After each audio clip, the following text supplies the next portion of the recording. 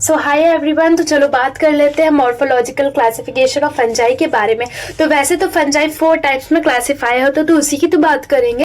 First one is a yeast, and the second one is yeast-like fungi, and the third one is mold, and the fourth one is dimorphic fungi, है ना।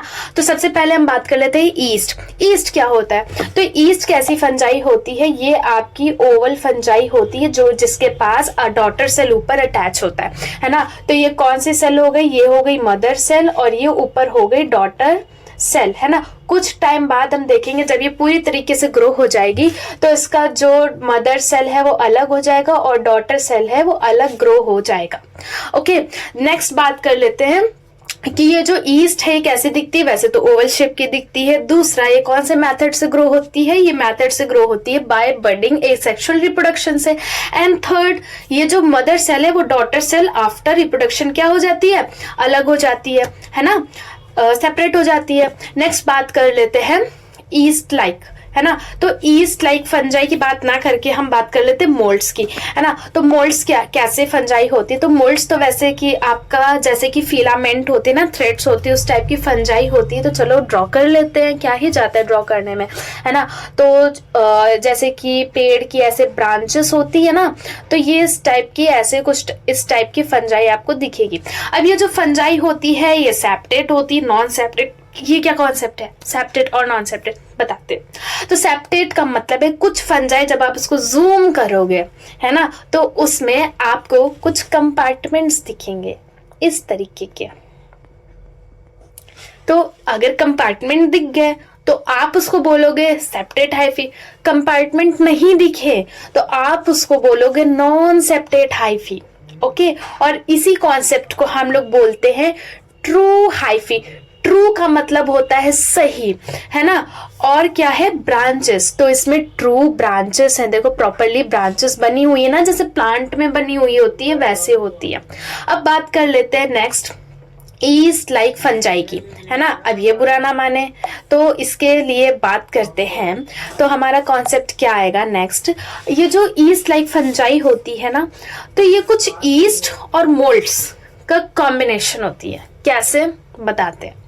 तो सबसे पहले मैंने बोला था east. East कैसी होती है? ओवल होती है और ये इसकी डॉटर सेल क्या हो जाएगी? अलग हो जाएगी।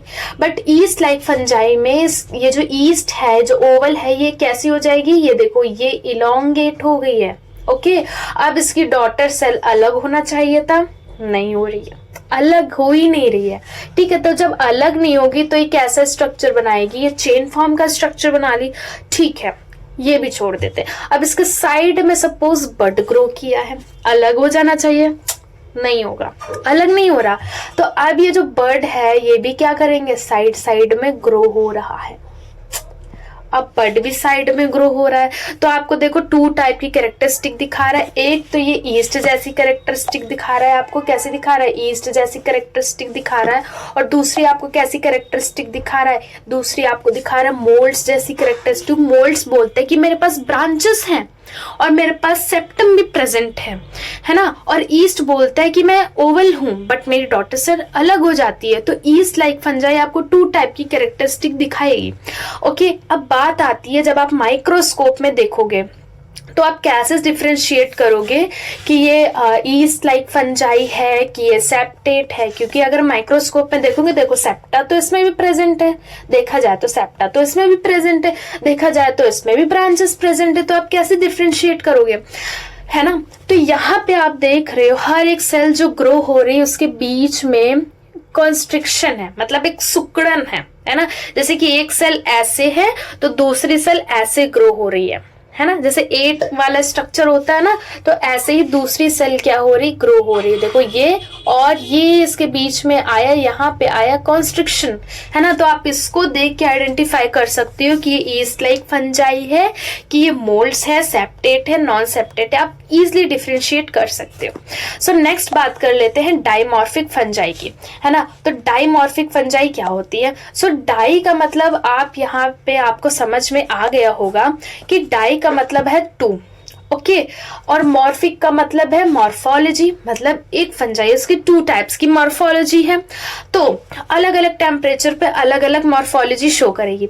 अगर डाइमॉर्फिक फंजाई को 25 डिग्री सेल्सियस टेम्परेचर मिल गया तो ये कैसी ग्रो करेगी, ये आपकी ग्रो करेगी एज अ मोल्ड्स, है ना। और moulds can be 2 types, the septate and the non septate, है ना। ये तो फंजाई पे डिपेंड करता है। नेक्स्ट बात कर लेते हैं ईस्ट लाइक फंजाई की, जो कि कितने डिग्री सेल्सियस पे ग्रो हो रही है, 37 डिग्री सेल्सियस। तो 37 पे ग्रो होगी तो ये कैसा बना लेगी, इस टाइप में स्ट्रक्चर बना लेगी, ईस्ट जैसे ऐसे स्ट्रक्चर बना लेगी, है ना।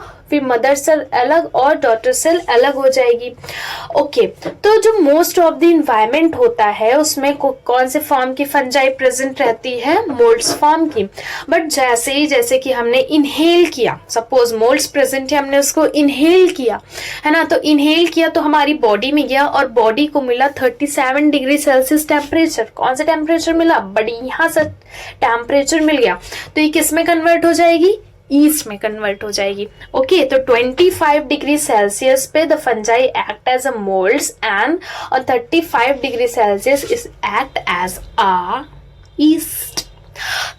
ओके तो चलो कुछ एमसीक्यूज पूछ लेती हूँ। जो ईस्ट होती है उसका स्ट्रक्चर क्या होता है ना, और कौन से मेथड से ग्रो करती है, और उसके मदर सेल डॉटर सेल कैसे होते हैं। नेक्स्ट बात कर लेते हैं मोल्ड्स की। तो मोल्ड्स कैसे दिखते हैं आपको, जब आप माइक्रोस्कोप में देखोगे या जब आप अपनी मतलब नेकेड आई से देखोगे तो कैसे दिखेंगे, थ्रेड जैसे दिखते हैं, है ना। और वो कितने टाइप्स के होते हैं, स्यूडो हाइफी का कॉन्सेप्ट क्या होता है, ट्रू हाइफी का कॉन्सेप्ट क्या होता है। ओके डाइमॉर्फिक फंजाई क्या होती है, कहाँ प्रेजेंट रहती है, ये टेम्परेचर के बेसिस पे कितने टाइप्स की होती है, और मोस्ट ऑफ द एनवायरमेंट में कौन से टाइप की फंजाई प्रेजेंट होती है। सो ये आपके कुछ एमसीक्यूज तो ऐसे ही कवर हो गया अगर आपने इसको सही से पढ़ लिया तो। और हाँ